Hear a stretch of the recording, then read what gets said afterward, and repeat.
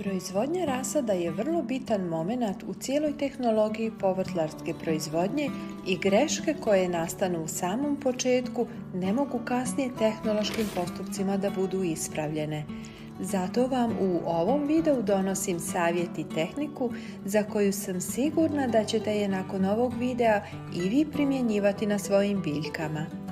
Ne morate koristiti hemijska gnojiva za vaše biljke, dajte im potpuno prirodnu hranljivu tvar, a istovremeno ćete smanjiti otpad u vašoj kuhinji. Dragi prijatelji, pretplatite se na naš kanal, potpuno je besplatno. Hvala vam!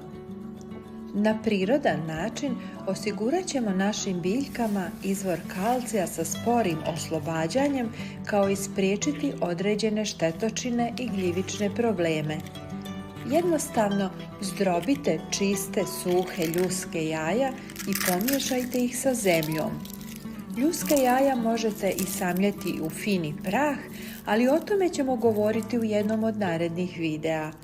One su bogate kalcijum karbonatom, ključnim mineralom za jačanje ćelijskih zidova biljaka, kao i korijena, što je važno za brz i jak rast biljaka. Školjke također sadrže druge minerale koji pomažu biljkama da rastu, uključujući kalij, fosfor i magnezij.